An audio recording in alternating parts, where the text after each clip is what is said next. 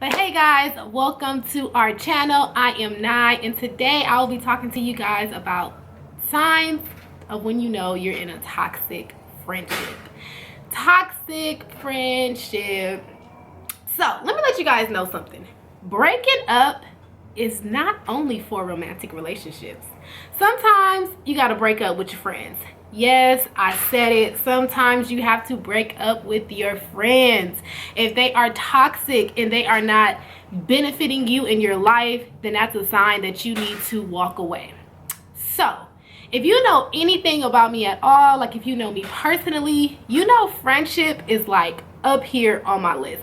I value friendship so much. Friends to me are the family that you get to choose. So I take it very seriously, and I consider myself to be a very good friend, and I have been the victim before of toxic friendships, and sometimes you got to cut it loose. Cut it loose, let it go, and move on with your life. Some people like to take a break from friendships. That's also important. Sometimes you just need to take a step back and look. But yeah, okay, so let's go ahead and jump into it. I believe highly in being there for your friends. That's a big part of friendship. Like, duh, especially girls, guys. We totally have to stick together. Like, we need each other. We have to depend on each other, especially in a world that is run by men and dirty men. We absolutely need to stick together. So being there for your friends is essential to a friendship. If they're going through a breakup, if they had a bad day at work, if they need a shoulder to cry on, whatever it is, I believe in being there for your friends is extremely important. So one of the signs of being in a toxic friendship is when you can only be there for them. They are never there for you. When they're going through something, you're on the phone with them till 3 in the morning, you're running to their rescue, you guys are meeting up to talk about their boyfriend or their husband or their fiance or whatever is going on in their life, and you are giving them tips and advice and just listening to them, whatever it is that they're going through. And when it is your turn, when you are suffering through a downfall and you need them, guess what? They are nowhere to be found, okay? So you text them, they don't respond. You call them, they don't answer. Or if they do answer, it's almost like they're not even there. It's almost like you're talking to yourself, because they're not trying to help you out with any type of advice.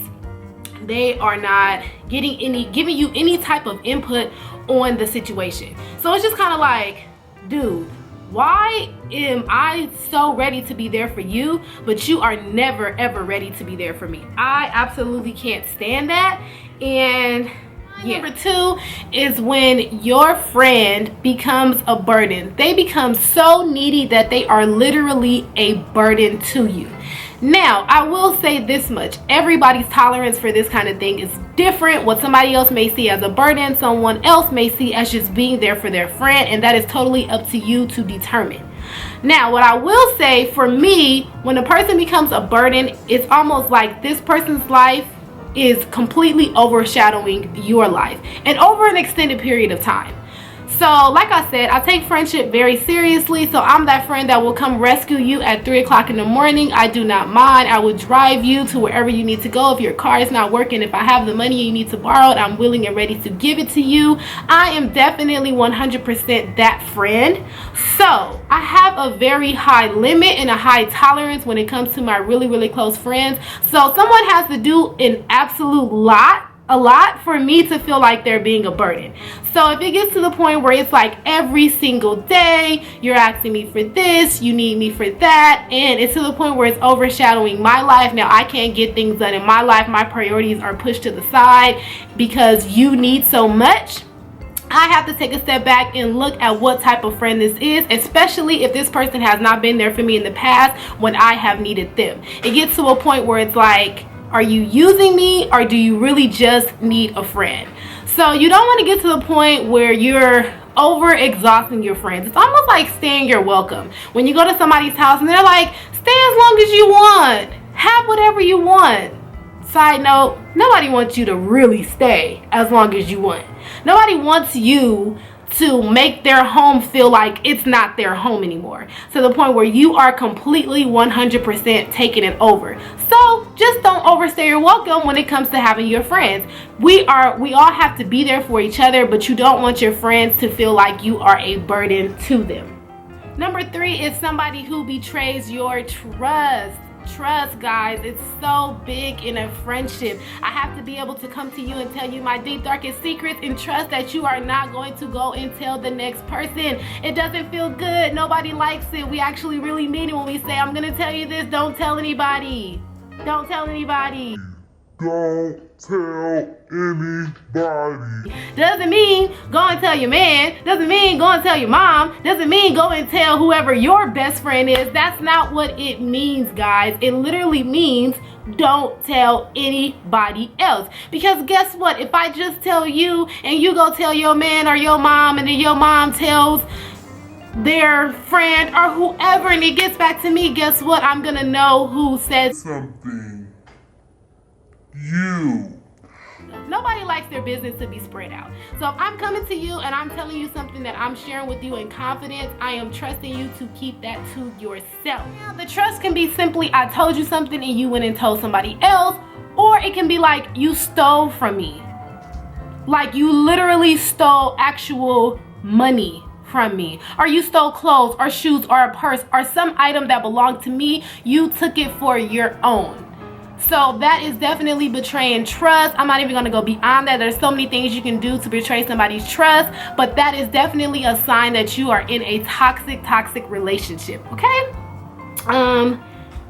And my last sign for someone that's in a toxic friendship is when the person is not happy for your success, especially if they are not where they want to be in their life. Misery loves company. It is definitely a true statement.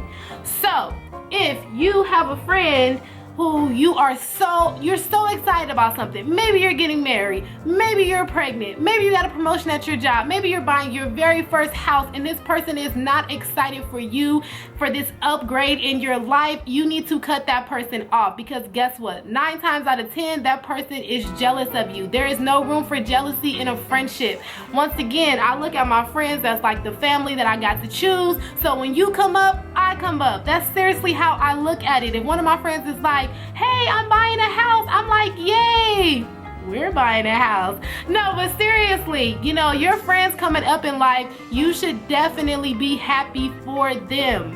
Because guess what? When it's your turn and it's your time in life, you want them to be just as equally as happy for you. So don't be salty about it. Be happy about it. And if you go and tell your friend something and they're not excited for you, then guess what? You are in a toxic relationship, because nobody wants a friend that's a Debbie Downer. All right, guys. Well, that's my signs for someone that's in a toxic relationship. I hope you guys enjoyed this video. Please like, comment, subscribe, and share. Thank you guys for tuning in. Good night, friends. How many of us have them? Friends. Ones we can depend on. Friends. I don't know if I'm saying it right or not.